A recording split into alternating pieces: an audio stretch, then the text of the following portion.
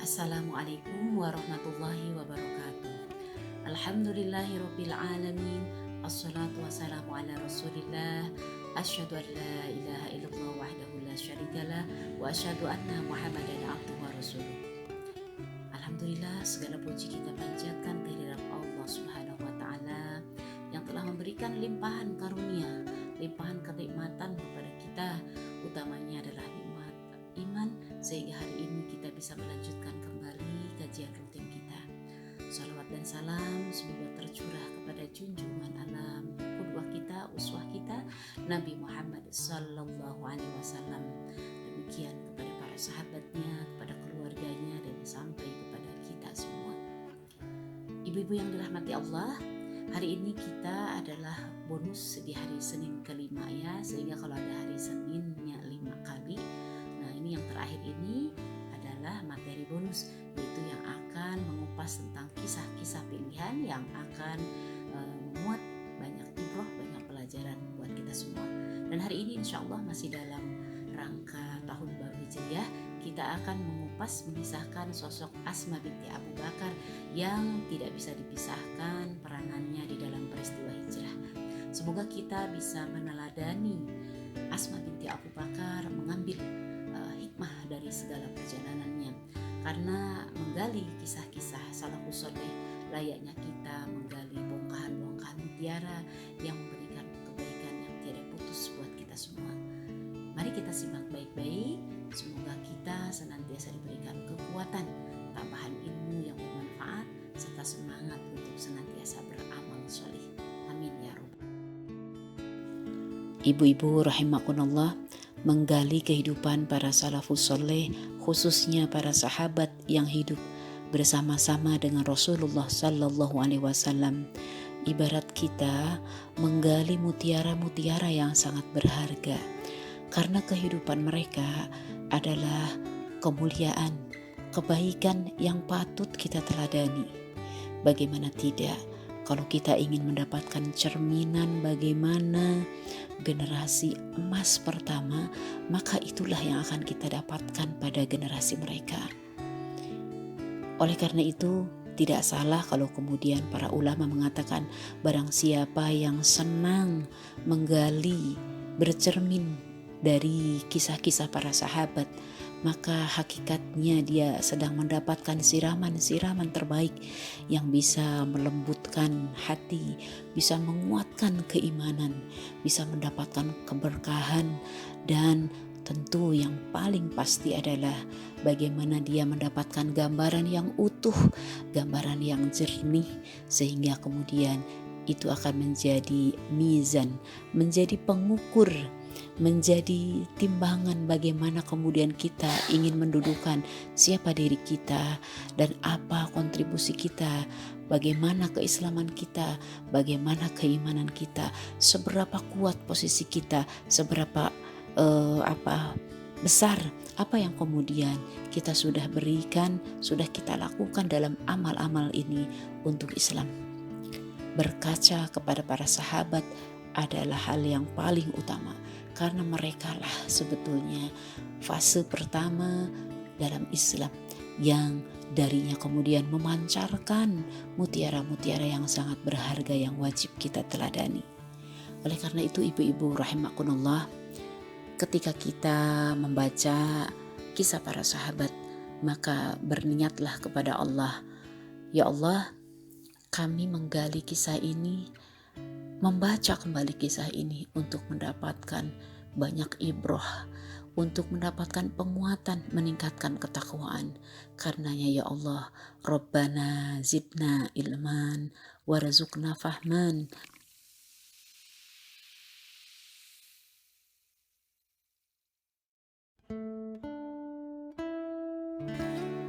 Demikian ibu-ibu, kita senantiasa berharap keberkahan ya dan limpahan rahmat ketika kita membaca para salafus soleh ini. Semoga kita kecipratan barokahnya, kecipratan dari segala kemuliaannya, terutama menancap di dalam diri kita untuk kita kemudian meneladaninya. Hari ini insya Allah kita akan bertutur bagaimana kehidupan Asma binti Abu Bakar, kemudian apa ibrohnya buat kita semua. Ibu-ibu rahimakumullah, Asma binti Abu Bakar. Tadi ya disebutkannya binti Abu Bakar, berarti beliau adalah putri dari Abu Bakar As-Siddiq. Ibu-ibu semua sudah tahu dong, Abu Bakar As-Siddiq adalah sahabat utama Rasulullah. Ya, jadi Abu Bakar itu adalah sahabat nomor satunya Rasulullah SAW. Bahwa berarti di sini ayah Asma ya atau Abu Bakar tadi memang adalah manusia terbaik yang lahir di muka bumi ini setelah para nabi dan rasul. Dia adalah orang yang menempati urutan pertama dari 10 orang yang dijamin masuk surga. Ya, ini ya Abu Bakar As-Siddiq, tentu tidak asing lagi buat kita semua. Asma punya adik. Nah, siapa adiknya? Aisyah radhiyallahu anha yang nanti menjadi istrinya Rasulullah SAW ya. Jadi Abu Bakar itu adalah mertua dari Rasulullah ya. Aisyah sendiri dia adalah saudara dari Asma ya. Jadi Aisyah itu adalah adik dari Asma, tapi adiknya adik sebapak ya. Nah, ibu-ibu rahimakumullah, bagaimana tidak gitu ya nasabnya yang sangat mulia dari Asma ini, karena ternyata bapaknya adalah sahabat utama Nabi, adiknya adalah istri Nabi, kan begitu ya. Saudara-saudaranya adalah sahabat-sahabat Nabi ya, demikian, Masya Allah, luar biasa. Kakeknya dari pihak ayah adalah Abu Quhafa. Dia memeluk Islam dan mendapat kehormatan sebagai salah seorang sahabat Rasulullah. Begitu pula neneknya dari pihak ayahnya, yaitu Ummu Khair ya. Beliau juga memeluk Islam dan mendapatkan kehormatan menjadi salah seorang sahabat Rasulullah SAW. Bahkan kemudian 3 orang bibinya. Jadi ini bibinya Asma binti Abu Bakar dari pihak bapak ya. Ini juga adalah sahabiah utama Rasulullah SAW. Masya Allah, luar biasa. Nah, lalu suami Asma, dia adalah pengawal setia Rasulullah SAW dan sekaligus juga adalah salah satu dari 10 orang sahabat yang dijamin masuk surga. Siapa dia? Dia adalah Zubair bin Awam. Jadi suami Asma itu Zubair bin Awam ini adalah pengawal setia ya. Jadi dalam kehidupan Rasulullah ada yang disebut pelayan ya, ada yang disebut pembantu, ada yang disebut pengawal. Nah, Zubair bin Awam, suami dari Asma binti Abu Bakar ini adalah pengawal. Kalau yang kita dengar itu hawari. Nah, itu ya.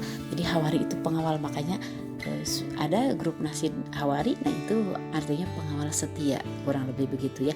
Dalam Al-Quran, di dalam Quran surat As-Saff aja juga ya, kaum Hawariyun gitu. Nah, kemudian nanti Asma akan melahirkan seorang anak ya, yang bernama Abdullah bin Zubair. Beliau juga adalah orang pilihan ya, yang dikenal sebagai sahabat ahli ibadah dan ahli jihad paling terkemuka. Nah, itu. Jadi yang luar biasa, saudara-saudara kandungnya adalah semua sahabat-sahabat Rasulullah SAW.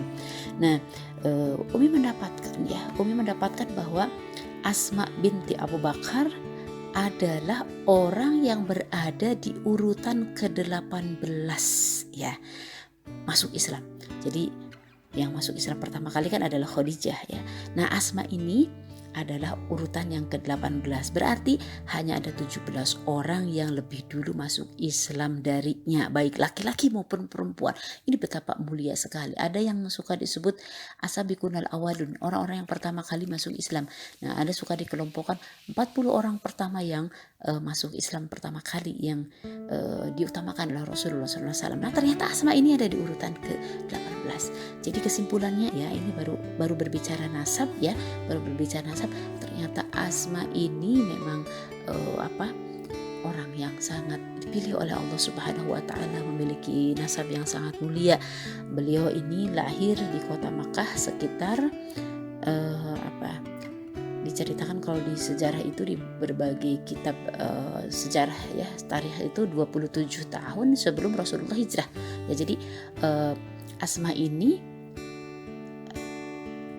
lahirnya itu 27 tahun sebelum Rasulullah hijrah. Jadi memang cerita-ceritanya itu demikian gitu ya, tidak langsung ke usia. Ya, tinggal kita nanti runut saja ya, kalau Rasulullah itu hijrah Rasulullah itu pada tahun ke-13 dari kenabian ya, berarti Nabi kan Muhammad diangkat menjadi Rasul usia 40 tahun ya. Berarti kalau kemudian ditambah lagi 13 ya, dengan masa kenabian di Mekah berarti 53 ya. Nah 53. Nah usia Asma itu berarti berapa? 53 dikurangi 27. Nah kurang lebih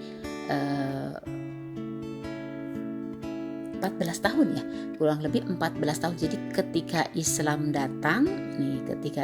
datang berarti usia Asma itu pada usia 14 tahun, Masya Allah ya. Jadi masih muda sekali, masih ya 14 tahun. Tapi memang pada waktu dulu wanita-wanita zaman dulu memang lebih cepat dewasa. Kesimpulannya adalah bahwa Asma lahir dari seorang Abu Bakar As-Siddiq yang dia adalah sahabat utama Rasulullah SAW. Cukup menjadi penutup dalam bagian ini bahwa tidak ada yang kemudian menafikan bagaimana keutamaan seorang Abu Bakar As-Siddiq, ayah Asma. Abu Bakar As-Siddiq adalah orang yang pernah disanjung langsung oleh Rasulullah SAW. Artinya begini, disanjung itu dipuji langsung di hadapan khalayak ya, dipuji langsung oleh Rasulullah di hadapan khalayak. Ini yang terkenal yang Umi dapatkan, Masya Allah ya. Ini dalam hadis riwayat Tirmizi dikatakan, ma li ahadin indana yadun illa wa qad kafa'nahu biha. Kata Rasulullah, semua orang yang pernah berjasa kepada kami telah kami balas. Artinya telah mendapatkan balasan ya, berupa apa? Berupa kebaikan, berupa kedudukan, berupa harta ya, keberkahan di dunia berupa harta karena keislamannya, karena pembelaannya terhadap Islam. Di sana Rasulullah sampai mengatakan begitu, semua yang pernah berjasa itu telah kami balas. Ma li ahadin indana yadun ila wa qad kafa'nahu biha. Jadi setelah dibalas, illa as-siddiqu, kecuali as-siddiq. Nah, as-siddiq ini adalah gelar untuk Abu Bakar, kecuali Abu Bakar as-Siddiq. Jadi kalau yang lain itu sudah dibalas, tapi kalau Abu Bakar as-Siddiq dikecualikan Rasulullah, jadi artinya tidak bisa dibalas oleh Rasulullah. Nah, kenapa? Rasulullah melanjutkan, fa inna lahu indana yadan yukafi'uhu Allahu biha yaumal qiyamah. Kecuali Abu Bakar As-Siddiq tadi, kenapa? Sesungguhnya dia, fa inna lahu, maka baginya itu, dia itu di sisi kami memiliki jasa yang hanya dapat dibalas oleh Allah pada hari kiamat. Insyaallah. Yukafi'uhu Allahu biha yaumal qiyamah. Jadi Allah yang bisa mencukupkan, membalas jasa Abu Bakar As-Siddiq ya, yaitu nanti di hari kiamat kelak. Nah, Masya Allah ya. Wa ma nafa'ani malun ahadin qattu ma nafa'ani malu Abi Bakri. Tidak ada orang yang harta kekayaannya sangat membantuku seperti kekayaan Abu Bakar. Walau kuntu, katanya di sini, sekalipun aku, dan seandainya aku, katakan di sini dikatanya mutakhidan minan nas khalilan, seandainya aku, katanya, dapat mengambil mutakhidan ya minan nas, dari manusia, seandainya aku dapat menjadikan seorang dari manusia itu khalilan, seorang kekasih, seorang yaitu khalil itu kekasih ya, seandainya aku diperkenankan untuk menunjuk kekasihku. Nah, di sini dikatakan ya, la ta'akhadtu, maka aku akan mengambil Abu Bakrin khalilan, Abu Bakar ini sebagai kekasih, sebagai khalil. Ala, ketahuilah, inna sahibakum khalilullah, sahabat kalian ini, maksudnya Rasulullah ya, adalah khalilnya Allah. Bayangkan Rasulullah kalau mau ditanya tentang kekasihnya, maka dia akan menjawab itu adalah Abu Bakar As-Siddiq, dan Rasulullah sendiri adalah kekasih Allah. Jadi nyambung, kekasihnya Rasulullah adalah Abu Bakar As-Siddiq, sementara Rasulullah sendiri adalah kekasih Allah. Jadi memang manusia terbaik setelah Nabi dan Rasul itu adalah Abu Bakar As-Siddiq, ayah Asma, yang mengalir dalam Asma itu ya tadi ya, darah orang yang mulia.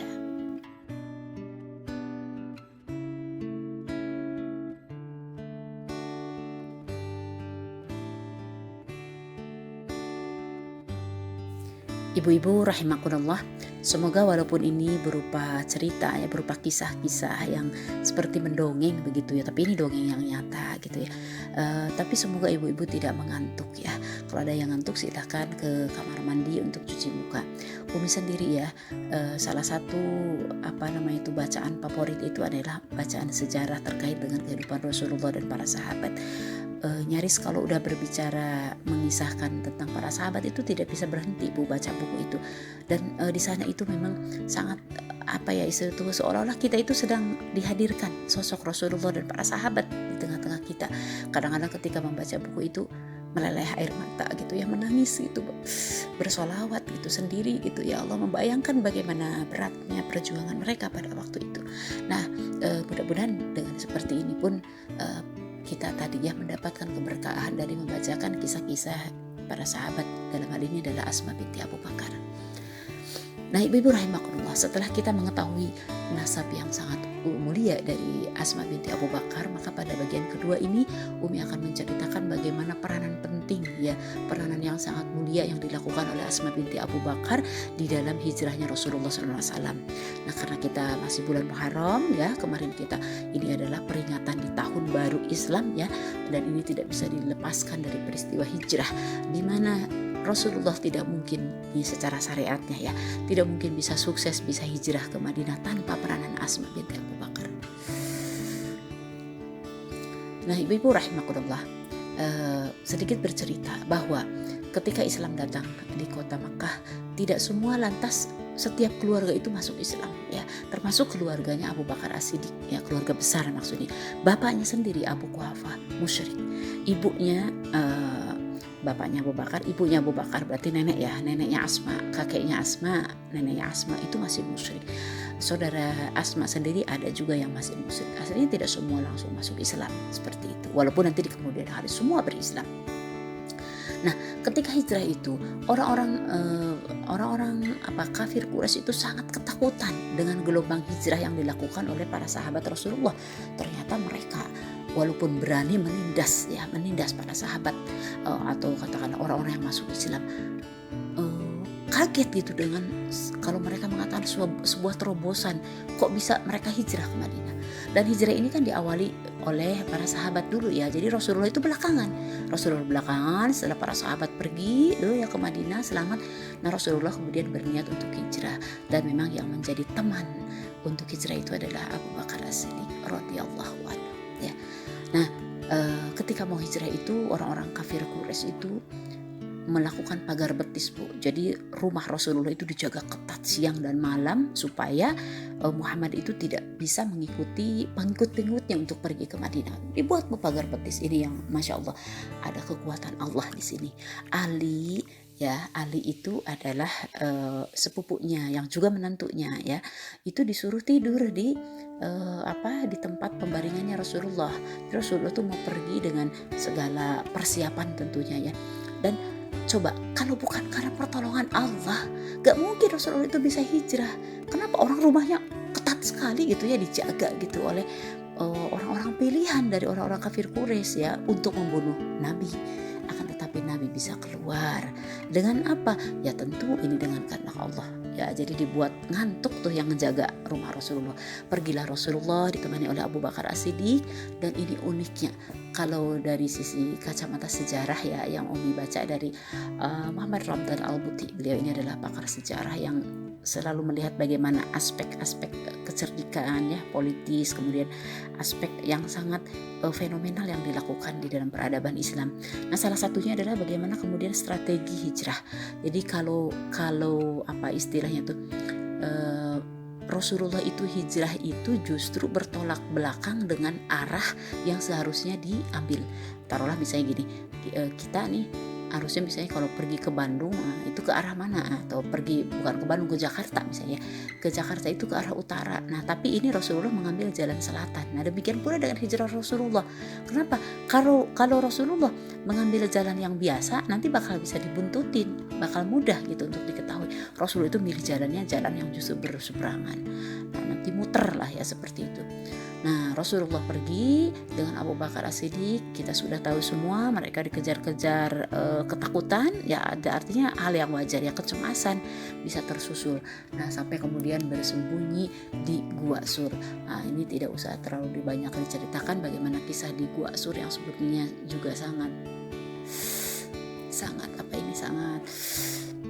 sangat menyayat hati ya kalau menurut Umi itu. Bagaimana Rasulullah dan Abu Bakar As-Siddiq itu bersembunyi di sebuah gua lubang lah kalau boleh dikatakan, karena memang kan kecil ya, dengan berbagai ancaman ya, dengan berbagai ketakutan, kecemasan seperti itu. Nah, Asma binti Abu Bakar ini tahu ayahnya dan Rasulullah itu sembunyi di mana, yaitu di Gua Sur tadi. Beliaulah yang mengirimkan makanan ketika Rasulullah dan sahabatnya atau ayahnya itu berada di Gua Sur. Beberapa ahli sejarah mengatakan sembunyinya itu sekitar 3 hari ya, 3 harian. Bayangkan. Nah, ini jadi setelah cerdik sekali ini Asma ini. Dan ingat loh, Asma pada saat itu sedang hamil 8 bulan lebih. Jadi udah usia hamil tua, mau melahirkan ya 9 bulan gitu. 8 bulan lebih itu. Nah, beliau ini membuatkan makanan. Kalau kita itu ya apa ya istilahnya, mungkin rantang ya, dirantang gitu. Nah, tapi kalau di sejarah itu diceritakan ini dibungkus dengan kain ya, bukan rantang. Mungkin belum ada rantang zaman itu ya, pada waktu itu. Dengan cerdiknya, bagaimana kemudian Asma itu tahu persembunyian Rasulullah, bagaimana menyediakan makanan. Dan dalam keadaan hamil tua, hamil 9 bulan, mau menginjak 9 bulan Asma ini ya, berjalan loh Bu. Jadi kalau ngirimin makanan bawa rantang atau bawa perbekalan itu bukan dengan unta, bukan dengan naik kendaraan, bukan ya. Asma binti Abu Bakar ini mengirimkan makanan itu dengan berjalan. Kemana berjalannya? Yaitu menuju bukit, menuju gunung, jabal. Apa itu jabalnya? Nah, ini yang kemudian sering diceritakan, yaitu Jabal Sur, Gua Sur. Ibu-ibu yang pernah umroh ke sana ya, yang pernah umroh nanti suka ada ziarah, yaitu mengunjungi Jabal Sur. Umi sendiri pernah ke sana dalam haji, dalam umroh, tidak sanggup ya, sebetulnya sanggup kalau mau dipaksakan, tapi tidak mencoba, saking banyaknya juga jamaah haji, jamaah umroh yang mencoba naik ya. Tapi Umi menatap dari bawah waktu itu sambil membayangkan kisah-kisah sejarah yang Umi baca gitu ya. Ya Allah, ini Asma dulu gitu ya. Asma dulu naik ke gunung tersebut, kan kelihatan tuh dari kejauhan tuh kayak banyak orang gitu yang menyemut terus naik ke atas dalam keadaan hamil 9 bulan, 8 bulan lebih ya, menginjak 9 bulan, dengan membawa makanan, dengan tentu penuh rasa takut, rasa cemas akan tersusul ya oleh orang-orang kafir Quraisy. Demi apa? Demi menyiapkan makanan untuk baginda Nabi dan ayahnya ya. Ini membawa makanan, dan jangan dikira membawa makanan itu jaraknya dari Babakan Cianjur sampai ke pom bensin atau jarak hanya sekian ratus meter. Bukan, diceritakan kurang lebih jaraknya itu sekitar 3-4 kilometer berjalan kaki dalam keadaan hamil tua. Sampai dikisahkan Asma berstrategi gimana caranya dalam keadaan hamil beliau ini kuat untuk mengantarkan makanan. Dia sobek ikat pinggangnya ya, yang terbuat dari ini ya, diceritakan tuh kain kuat ya. Dia sobek menjadi 2 bagian. Satu dia ikatkan di bawah perutnya ya, kalau kita mungkin stagennya ya, itu penyangga ya. Dan satu lagi itu mengikatkan makanan. Jadi ikat pinggangnya itu dibagi 2. Pergilah Asma membawa makanan itu dengan berjalan dengan penuh kehati-hatian, berdoa supaya tidak dikejar dan tidak diketahui persembunyian baginda Rasulullah SAW. Makanya ketika Rasulullah tahu perjuangan Asma dengan menyopek ikat pinggangnya ya seperti itu, Rasulullah sampai mengatakan, memberikan gelar kepada Asma itu Zulmiqatain, perempuan yang memiliki 2 ikat pinggang. Kemudian Rasulullah berkata, wahai Asma, semoga Allah mengganti 2 ikat pinggangmu nanti di surga. Ya Allah, ini adalah perkataan perkataan Rasulullah SAW, gelar yang diberikan oleh Rasulullah SAW. Nah, ibu-ibu rahimakumullah, Asma tidak saja berperan dalam hijrah ini ke sana. Nah, ketika kemudian orang-orang kafir Quraisy itu mengetahui bahwa Rasulullah itu pergi, sudah tidak ada di rumahnya, dan pasti ini pergi dengan Abu Bakar, maka Abu Jahal dan kawan-kawan itu mendatangi rumahnya Abu Bakar. Rumahnya Abu Bakar, bertanya kepada Asma, di mana ayahmu? Nah, begitu ya. Asma ini adalah orang yang cerdik ya, dan orang yang memiliki keimanan yang sangat kuat. Nyawanya beliau pertaruhkan untuk melindungi keamanan Rasulullah SAW, dan itu sudah terbukti. Ketika mengatakan tidak tahu apa yang terjadi, maka Abu Jahal pada waktu itu menampar pipinya Asma binti Abu Bakar, sampai dikisahkan di dalam tarikh, di dalam sejarah itu, lepas antingnya saking kencangnya pukulan dari Abu Jahal ke pipinya Asma binti Abu Bakar. Apakah Asma meraung kesakitan? Sakit. Tetapi beliau berdoa, semoga rasa sakit ini tidak ada apa-apanya gitu. Yang dia inginkan adalah baginda Rasulullah dan ayahnya selamat. Bukan itu saja kecerdikan Asma. Jadi ketika pergi hijrah Rasulullah dan ayahnya, ini Abu Quhafah bapaknya, berarti kakeknya ya. Kalau Asma itu berarti kakeknya. Abu Quhafah bapaknya dari Abu Bakar ini bertanya kepada cucunya, kepada Aisyah, kepada Asma, bapakmu telah pergi, pasti dia ya, karena bagaimanapun juga Abu Quhafah itu sebetulnya benci Abu Bakar anaknya masuk Islam. Bapakmu itu telah menelantarkan kalian, dia tidak meninggalkan kalian apa-apa. Jadi artinya hartanya dibawa semua tuh oleh ayahmu gitu ya, dibawa ke bersama Muhammad ya, seperti itu. Nah, ibu-ibu rahimakumullah, memang betul Abu Bakar membawa harta yang sangat banyak untuk hijrah perbekalan kaum muslimin ya. Nah, tetapi ibu-ibu rahimakumullah, cerdik sekali Asma ini. Bunda Asma mencari batu kerikil, lalu dibungkuslah dengan kain, terus kemudian disimpan di tempat penyimpangan uang. Nah, kakeknya Abu Quhafah ini sudah tidak bisa melihat, lalu dibawalah kakeknya. Kata siapa? Kakek, ayah itu meninggalkan harta yang banyak, uang yang banyak untuk kita. Terus mana buktinya? Maka dituntunlah Abu Quhafah kakeknya ke tempat penyimpanan uang, lalu suruh pegang tuh ya, tempat uang itu yang sudah dibungkus dengan berlipat-lipat kain. Pokoknya kan kalau dulu yang namanya dinar dirham itu kan gede-gede ya, seperti itu. Nah, dipegang, diraba, baru kemudian Abu Quhafah berkata, ayahmu cukup meninggalkan kalian harta. Artinya ternyata ayahmu meninggalkan harta, padahal itu adalah batu. Cerdik sekali. Kenapa? Karena Asma tidak mau kakeknya itu mencemaskan kehidupan mereka, termasuk juga membenci ayahnya, membenci Rasulullah, membenci Islam. Masya Allah, ini cerdik sekali Asma binti Abu Bakar ini. Ini sosok Asma yang luar biasa. Dan kemudian ibu-ibu rahimakumullah, Asma menyusul hijrah. Jadi Asma ini adalah golongan terakhir yang hijrah, menyelamatkan dulu orang-orang, termasuk juga baginda yang dicintai, baru kemudian beliau belakangan. Nah, makanya ibu, saking lelahnya Asma, ini sudah diceritakan ya di dalam sejarah bagaimana jauhnya jarak Mekah ya ke Madinah, kurang lebih jarak Bandung Surabaya. Ada yang menempuhnya dengan jalan kaki, ada yang dengan bantuan kendaraan unta ya. Asma ini berjalan, sesekali ada unta.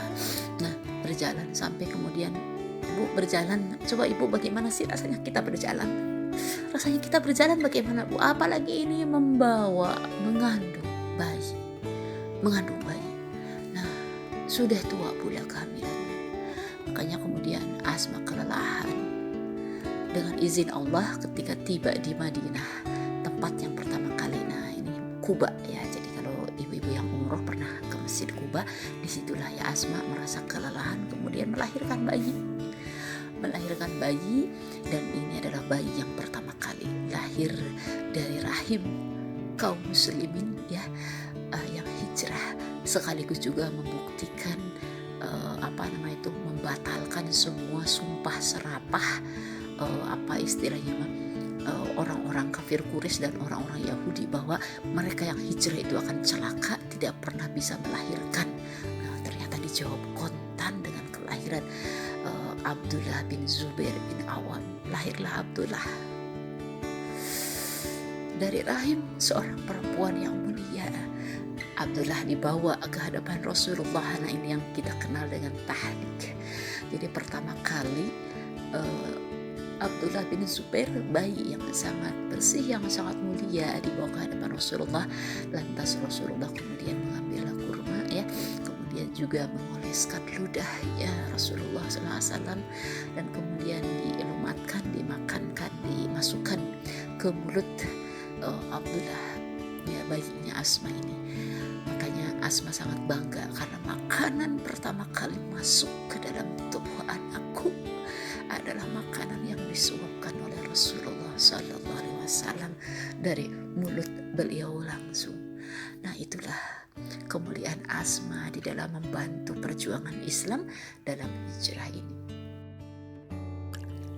Ibu-ibu rahimakumullah, kita lanjutkan ya. Setelah tadi kita mendapatkan gambaran bagaimana peranan Asma, maka berikutnya yang ingin dibahas adalah lalu ibroh apa buat kita para wanita, para istri, ya, dari kisah Asma binti Abu Bakar ini, untuk kemudian kita ambil pelajarannya dan kita jadikan ini sebagai teladan dalam kehidupan kita sehari-hari. Memang berbicara tentang Asma binti Abu Bakar ini tentu sangat ideal sekali, wanita atau istri yang sangat ideal. Akan tetapi buat kita, semoga dengan mengetahui kisah Asma ini merasa termotivasi paling tidak, ya, untuk kemudian kita mengambil kebaikan-kebaikannya, dan kita merasa malu bahwasanya kita itu tidak ada apa-apanya. Lantas kita kemudian berusaha untuk semakin bisa sholihah di dalam kehidupan rumah tangga kita, dalam keseharian kita. Ya, jujur ya, kalau membaca kisah-kisah ini, termasuk Umi hari ini juga menceritakan kepada ibu-ibu, hakikatnya ini sama dengan mereview kembali hafalan kisah-kisah yang Umi hafal, ya, yang kemudian ini bisa kemudian melembutkan kembali hati kita. Karena memang ketika berbicara kisah ini, ya, ini sama dengan ini gambaran orang-orang terbaik, ya, yang ada dalam sejarah Islam. Ibu-ibu rahimakumullah, ibroh yang pertama, pelajaran yang bisa kita ambil pertama adalah bahwa Asma binti Abu Bakar adalah seorang wanita yang sangat totalitas di dalam pembelaannya terhadap Islam. Artinya apa? Semangat untuk berjuang di jalan Islamnya itu luar biasa tangguh, ya, luar biasa tangguh. Maka ini menjadi catatan buat kita sendiri. Kalau kita merasa sudah beramal baik dengan ibadah sholat kita, sudah beramal ibadah dengan apa istilahnya tuh, sholat kita, saum kita, ngaji kita, ternyata apa yang dilakukan oleh Asma binti Abu Bakar ini bahkan dikatakan nyata-nyatanya bahkan oleh kaum lelaki pun belum tentu bisa melakukan apa yang kemudian dilakukan oleh Asma binti Abu Bakar. Totalitasnya beliau terhadap pembelaannya terhadap Islam belum tentu juga dilakukan oleh laki-laki lain. Maka oleh karena itu kewajiban kita untuk menolong agama Allah, ya, itu bukan saja milik laki-laki, tapi kemudian juga untuk perempuan. Kita diperintahkan untuk menolong agama Allah, ya, baik itu di dalam keadaan senang, dalam keadaan lapang, dan dalam keadaan sempit. Dan Asma binti Abu Bakar sudah membuktikan hal ini semua. Nah, ibu-ibu rahimakumullah, bagaimana kemudian seorang Asma ini adalah seorang pejuang Islam yang tangguh. Maka dalam dirinya terpatri bahwa dia harus menolong agama Allah, karena dengan menolong agama Allah lah, ya, hidupnya menjadi mulia. Ini harus dimiliki oleh kita. Apa sih yang sudah kita berikan buat Islam? Apa sih yang sudah kita persembahkan untuk kemudian Islam ini? Cukupkah kita hanya dengan rajin tahajud, rajin puasa, rajin sholat, rajin sedekah? Tidak cukup. Islam ini membutuhkan tangan-tangan yang ikhlas, tangan-tangan yang bersegera, yang rela mengorbankan waktunya, hartanya, ya, jiwa raganya. Bahkan tadi seperti Asma, ini adalah sosok yang kemudian bisa melihat bahwa kehidupan dunia ini adalah sementara kehidupan akhirat itu selamanya. Sehingga berkorban untuk Islam itu tidak akan sia-sia, karena sesungguhnya kemenangan hakiki, kebahagiaan hakiki itu ada pada sisi Allah, ada pada sisi keriduan Allah, dan itu akan dipetik kalaupun tidak di dunia. Akhirat itu adalah sebuah kepastian sebagai balasan buat orang-orang yang sudah menolong agama Allah.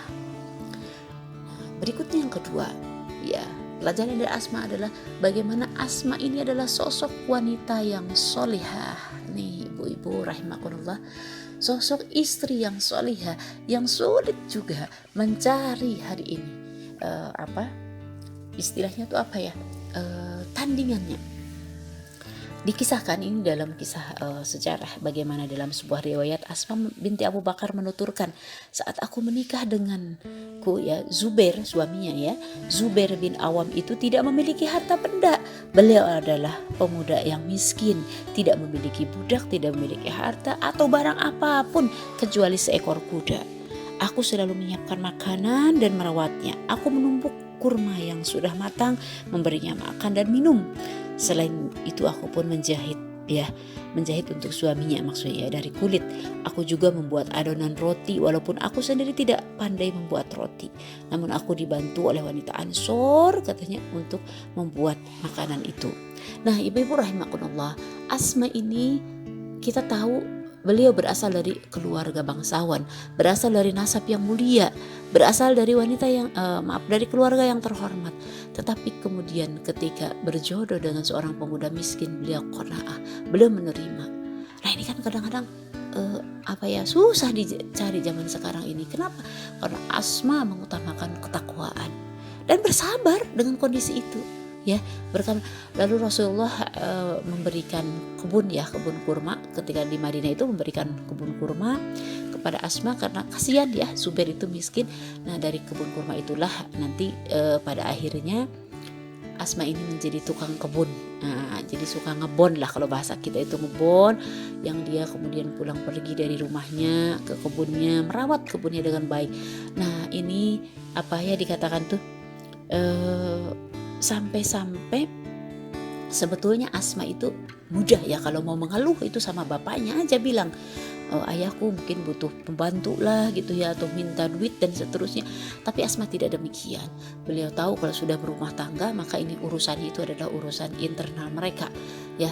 Jadi mereka selesaikan, mereka bersabar gitu ya di dalam kemiskinan Asma dan Zubair bin Awam ini, ya, sampai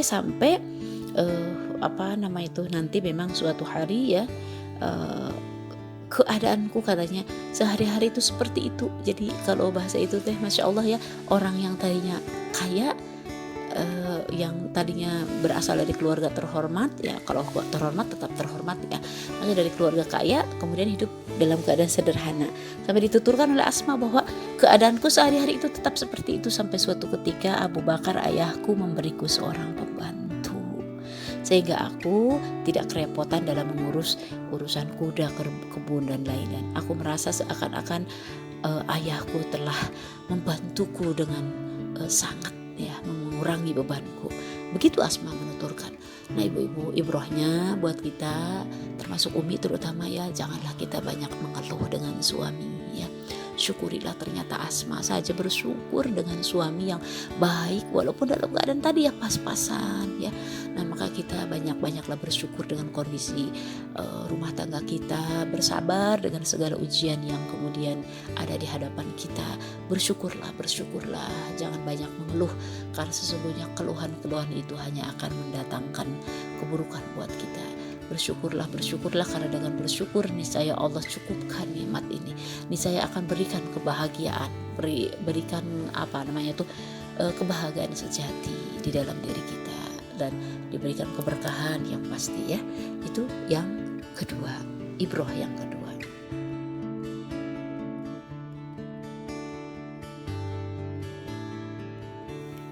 Pelajaran yang ketiga buat kita dari kehidupan Asma binti Abu Bakar adalah bahwasanya Asma, dia seorang wanita, seorang istri, sekaligus juga seorang ibu yang dikenal di dalam sejarah kehidupan para sahabiah ini, hal yang paling menonjol adalah bahwa beliau gemar sekali beribadah. Artinya memang kalau poin 2 bagaimana kemudian tadi ya mempersembahkan yang terbaik untuk Islam. Nah, ketika kemudian dalam perjuangan, dalam katakanlah ya upaya-upaya termasuk juga berjihad, tidak bisa dipungkiri bahwa ada hal yang paling esensial, yaitu bagaimana seorang hamba Allah itu membangun kedekatan, membangun taqarrub kepada Allah Subhanahu wa taala melalui ibadah. Nah, Asma ini melengkapi semuanya. Karena itulah dikenal pula di dalam sejarah bahwa Abdullah bin Zubair bin Awam, putra dari Asma binti Abu Bakar ini nanti menjadi sahabat yang sangat dikenal sebagai ahli ibadah. Nah, ahli ibadahnya Abdullah bin Zubair bin Awam tidak lain dan tidak bukan adalah hasil didikan dari ibunya, yang beliau memberikan keteladanan yang baik terhadap anak-anaknya. Sampai kesaksian dari Abdullah bin Zubair, aku tidak pernah melihat ibunya kecuali ibunya adalah seorang yang gemar sekali berzikir, gemar sekali berlama-lama di dalam sholatnya, di dalam doanya, di dalam taqarrubnya. Jangan tanya bagaimana ibuku menjalankan aktivitas ibadah. Beliau selalu memberikan yang keteladanan yang terbaik kepada aku. Nah, inilah hasil dari didikan seorang ibu. Nah, ibu-ibu rahimakumullah, buat kita para ibu, para ummahat sekalian, yang tentu ada amanah di hadapan kita, yaitu anak-anak kita. Maka kalau kita ingin memberikan kesuksesan untuk anak-anak kita, salah satunya berikanlah keteladanan yang baik di dalam beribadah. Karena hakikatnya ibadah itu adalah sarana taqarrub kepada Allah Subhanahu wa taala. Dan keteladanan dari seorang ibu itu jauh lebih efektif. Kenapa ibu-ibu rahimakumullah, pelajaran dari seorang ibu, keteladanan dari seorang ibu itu menjadi lebih efektif? Karena pendidikan dari seorang ibu itu sifatnya adalah yaumiyah, sehari-hari. Artinya apa? Dia dapatkan, dia lihat, dia saksikan, dia rasakan, itu memang benar-benar merupakan aktivitas sehari-hari. Sehingga kalau kemudian seorang ibu itu menginginkan anaknya memiliki apa istilahnya tuh ya, kegiatan sehari-hari atau daily activity lah ya kalau istilah pendidikan itu. Jadi rutinitas keseharian, kedisiplinan dalam beribadah yang baik, maka sesungguhnya paling efektif itu adalah dari seorang ibu, karena aktivitas ibulah yang sehari-harinya dia lihat di rumah. Sebaliknya kalau ibu tidak memberikan keteladanan yang baik, maka itu akan sangat sulit sekali buat anak bisa menancapkan apa yang kemudian apa yang kita inginkan ya. Nah, seperti itu. Dan ketika ibadah itu sudah menancap ya, dan bisa menjadikan lahir dari sebuah kesadaran ya, kemudian menjadi sebuah rutinitas, kebiasaan, lama-kelamaan dia merasakan kelezatan seperti itu, maka ini sungguh sangat beruntung sekali ya. Dan Asma binti Abu Bakar telah membuktikan bahwa beliau seorang ibu yang bisa memberikan contoh yang baik, keteladanan yang baik dalam beribadah kepada anak-anaknya. Mudah-mudahan kita yang hadir di sini ya, insya Allah kita senantiasa terdidik dengan kebiasaan-kebiasaan kita yang juga sering diposting di grup ya, sering juga kita mendapatkan dari tempat-tempat lain.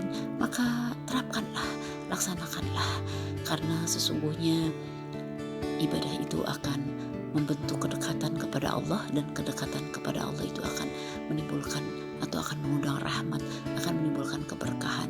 Akan mudah sekali seseorang itu tergerak untuk melakukan kebaikan, tergerak untuk melakukan amal soleh ketika apa? Ketika dalam hatinya itu sudah terbentuk kesadaran, sudah terbentuk keimanan, sudah terbentuk taqarrub. Mudah-mudahan kita semua menjadi istri, ibu yang salihah, gemar beribadah kepada Allah Subhanahu wa taala.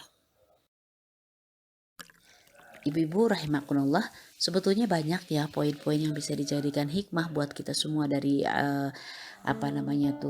Asma binti Abu Bakar ya. Akan tetapi dalam kesempatan ini mengingat waktu hanya 4 saja. Nah, ini yang ingin dikupas. Yang terakhir ini adalah terkait dengan hal yang menonjol dari Asma binti Abu Bakar yang kemudian harus kita jadikan pelajaran adalah bagaimana Asma binti Abu Bakar ini adalah seorang yang dermawan ya. Sebuah catatan emas adalah kedermawanan Asma binti Abu Bakar. Padahal kita tahu ya tadi di dalam sejarah ya, di dalam penjelasan sebelumnya bahwa Asma binti Abu Bakar itu menikah dengan seorang laki-laki yang miskin. Nah, seorang laki-laki yang miskin yang artinya bukan berasal dari golongan kaya.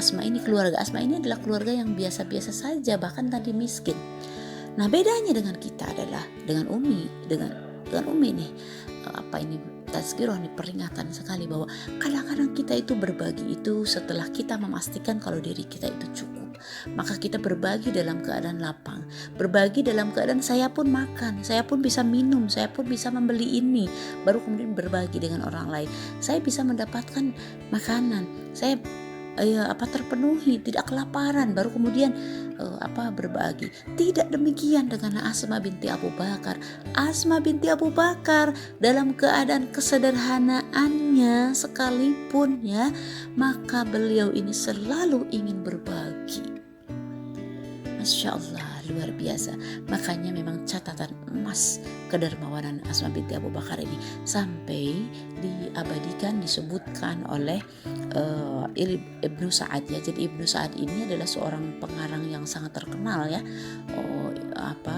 Dengan kitab At-Tabaqatnya. Kitab At-Tabaqat itu adalah kitab yang mengupas terkait dengan sejarah salafus saleh, orang-orang terdahulu terutama dalam generasi sahabat. Nah, dikatakan bahwa di dalam kitab tersebut ya, bahwa Al-Qasim bin Muhammad berkata, aku pernah mendengar Ibnu Zubair menyatakan, artinya dari Abdullah bin Zubair nih, aku tidak pernah menemukan wanita yang lebih dermawan ya, selain siapa? Asma binti Abu Bakar dan Aisyah. Memang Aisyah radhiyallahu anha, istri Rasulullah yang notabene adalah adik dari Asma binti Abu Bakar, sama-sama gemar bersedekah ya. Nah, dikatakan di sini di dalam sejarah juga ini banyak, boleh nanti ibu kalau baca kisah Asma pasti yang detail-detail itu akan mengupas hal ini, bahwa ada kebiasaan yang berbeda antara bibiku dan ibuku, kata Abdullah bin Zubair ketika memberikan kesaksian. Kalau bibiku dulu ya. Kalau bibiku yaitu Aisyah, kalau bersedekah itu suka dikumpulkan dulu, kemudian pada hari tertentu, pada waktu tertentu, setelah dirasa cukup kemudian dibagikan. Nah, ini gaya kedermawanan bibiku itu beda dengan ibuku gitu. Jadi Aisyah itu membiarkan terkumpul dulu gitu ya, nanti kemudian telah cukup baru dibagikan. Nah, sedangkan ibuku yaitu Asma, nah ini sebaliknya, bahwa apabila dia mempunyai sesuatu dia tidak pernah menyimpannya sampai besok, jadi artinya langsung dibagikan. Ini adalah Asma binti Abu Bakar. Nah, ibrah buat kita semua ibu-ibu rahimakumullah, khususnya buat Umi pribadi itu ya, tadi ya, bahwasanya ternyata berbagi itu tidak harus menunggu cukup. Apa yang kemudian kita ingin berikan kepada orang lain itu merupakan bagian dari kebahagiaan yang kita rasakan pula. Bagian dari yang kita rasakan pula. Dan dalam masalah gaya kedermawanan tadi, apakah mana yang lebih baik, Aisyahkah yang kemudian dikumpul-kumpul dulu kemudian baru setelah cukup diberikan, ataukah Asma? Dua-duanya juga memiliki plus minus, semuanya juga baik ya. Maaf, bukan plus minus ya, plus kelebihan ya. Artinya misalnya begini, ibu kalau mau di rumah itu ada canceling, ada amplop ya, sehari 1.000. Nah, hari Kamis misalnya itu baru kemudian dikeluarin, misalnya baru dikeluarin ikutan sedekah, katakanlah ya 7.000 berarti ya.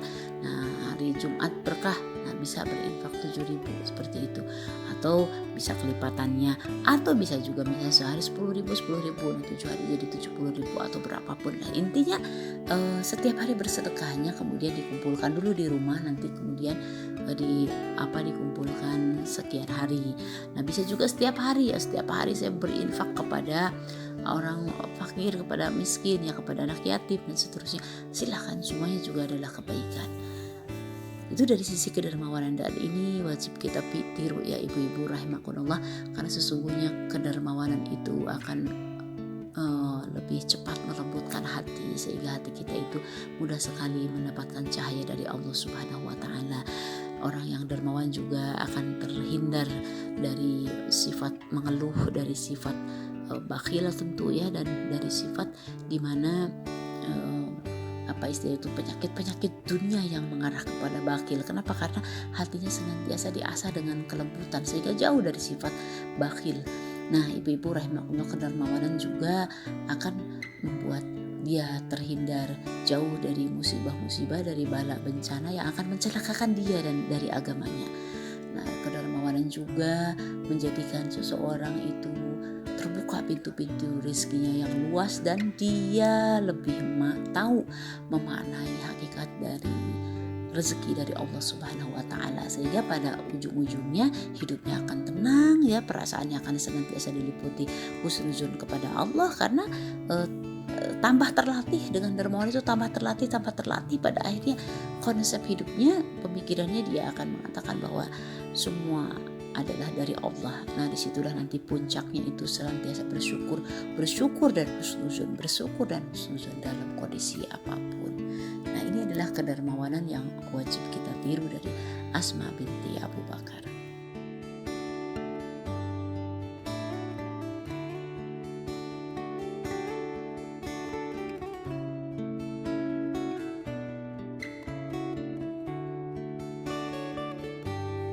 Ibu-ibu rahimakumullah, tibalah kita pada bagian akhir dari kehidupan Asma binti Abu Bakar ini.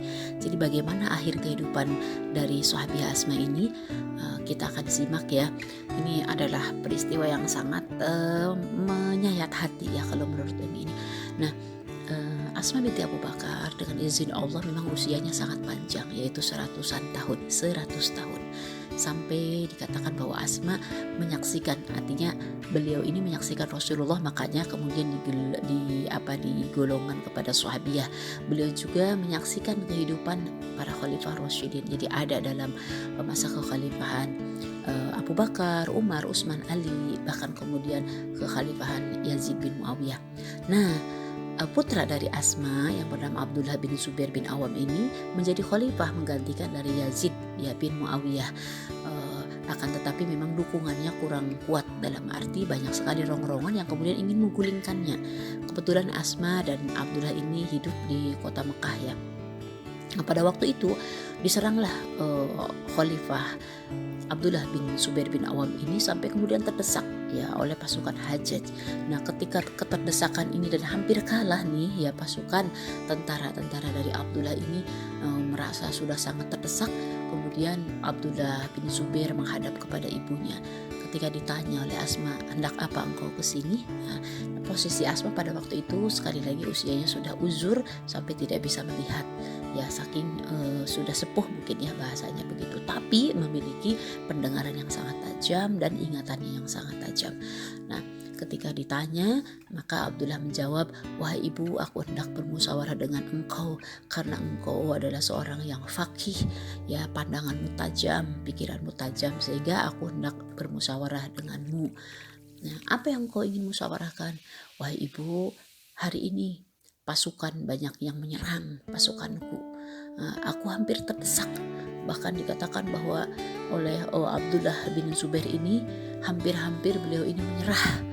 Ya. Dan Muawiyah, ya, Bani Umayyah maksudnya, Bani Umayyah ini menawarkan kepada aku apa saja yang ku minta, yang penting aku menyerah gitu ya, dan kemudian bersedia mengangkat khalifah yang lain, yaitu Abdullah Malik bin Marwan untuk menjadi khalifah. Bagaimana pendapat ibu? Apakah aku harus menyerah begitu ya, intinya begitu. Maka apa yang dijawab oleh Asma? Kata Asma sambil ninggi, ini menunjukkan kekecewaannya terhadap pernyataan Abdullah.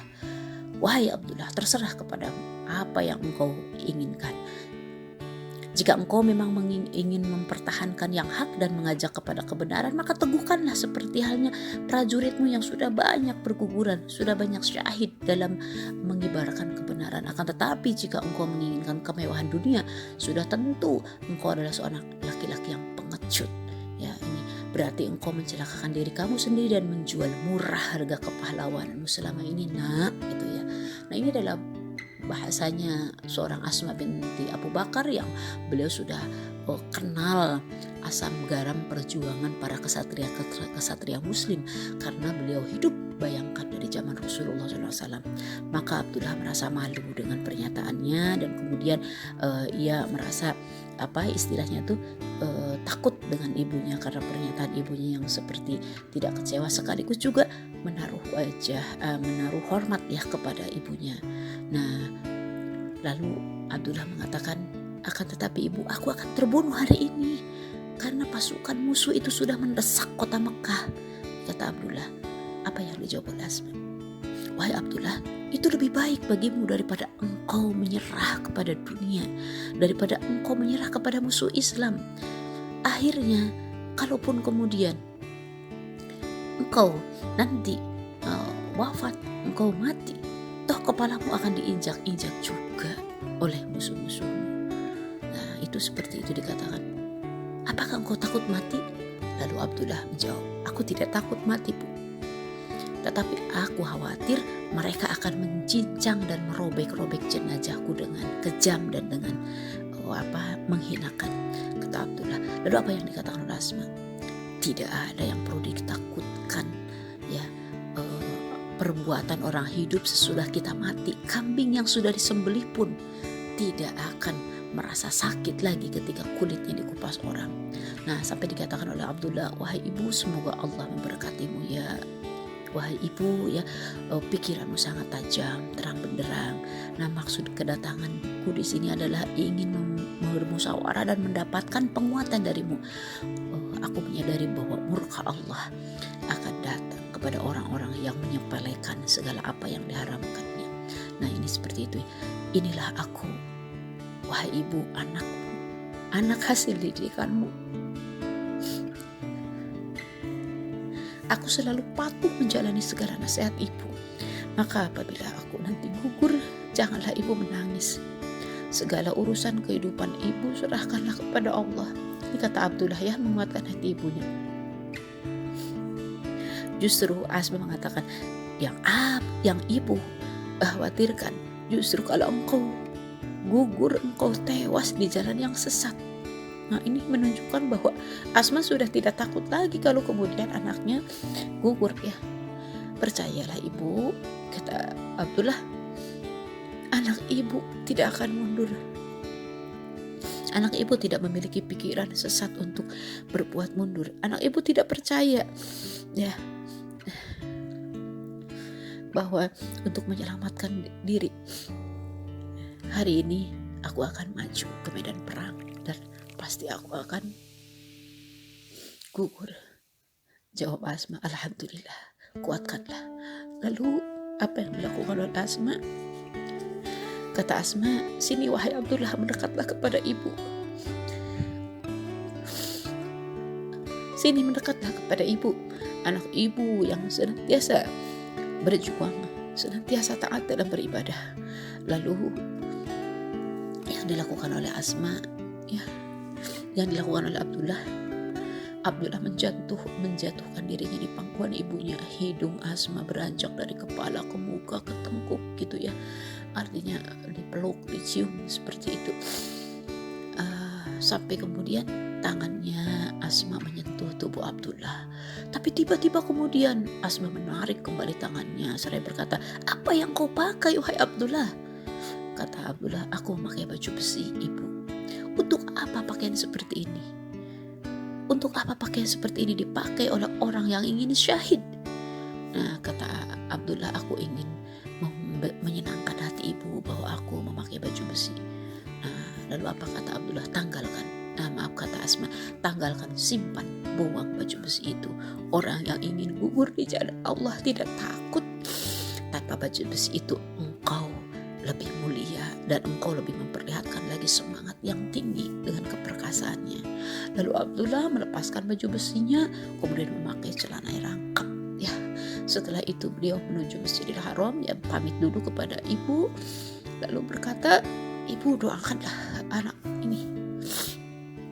anakmu akan maju ke medan perang sebagai seorang pemimpin, sebagai seorang prajurit, dan sebagai seorang anakmu yang berbakti. Jangan bosan mendoakan aku, ibu. Nah, lalu Asma menengadahkan tangannya ke langit dan berkata, ini yang ada dikutip ya di dalam kisah-kisah, doa ya Allah kasihanilah dia, karena dia sesungguhnya adalah ahli ibadah yang malamnya senantiasa panjang salatnya. Aku sering menyaksikan Abdullah dalam keadaan menangis di tengah malam buta ketika orang lain sedang tidur nyenyak. Doa ya Allah kasihanilah dia yang sering menahan lapar karena dia rajin saum. Doa ya Allah kasihanilah dia karena dia senantiasa berbuat untuk agamamu. Doa ya Allah, aku menyerahkan segala urusannya dalam pemeliharaanmu dan aku ridho dengan apa yang engkau perbuat kepadanya. Sebelum matahari terbenam, ibu-ibu rahimakumullah, di sore hari Abdullah bin Zubair syahid menemui Robnya di dalam peperangan. Dia pulang ke rahmat Allah karena mengutamakan ridho Allah dan juga ridho dari Asma ibunya. Nah, itulah ya wafat dari Abdullah. Jadi Abdullah ini wafat mendahului ibunya. Nah, akan tetapi lebih kurang lebih maksudnya ya, di dalam tarikh itu diceritakan 17 hari setelah kematian putranya, Asma pun wafat menyusul putranya tercinta. Asma binti Abu Bakar radhiyallahu anha pulang ke rahmatullah, kehariban Allah dalam usia 100 tahunan. Tapi walaupun meninggal dalam usia sepuh, beliau adalah orang yang kuat ingatannya. Walaupun matanya tidak bisa melihat, tapi giginya masih utuh semua. Ini yang diceritakan di dalam sejarahnya. Giginya masih utuh semua, tidak ada yang tanggal satupun. Daya pikirnya masih tetap kuat dan prima. Begitu pula imannya, ya seperti yang dikisahkan oleh banyak para ahli sejarah. Sepanjang hidupnya penuh dengan takwa. Semoga Allah meridhoi keduanya, yaitu Asma dengan putranya Abdullah bin Zubair radhiyallahu anhuma. Ya, inilah ibu-ibu kisah teladan. Kita tidak bisa menyamai amal Asma, kita tidak menyamai kedudukan Asma, tapi Allah menjanjikan siapa saja yang tergerak, siapa saja yang ingin mengikuti kehidupan orang-orang mulia, lalu dia mengupayakannya, maka dia akan digolongkan, akan bersama dengannya. Mudah-mudahan ibu-ibu jamaah yang mendengarkan cerita ini, kisah ini, kelak di yaumil akhir dalam surga-Nya Allah dikumpulkan dan bisa melihat wajah dari orang-orang pilihan di dalam Islam. Salah satunya adalah sahabiah Rasulullah Asma binti Abu Bakar. Amin ya rabbal alamin.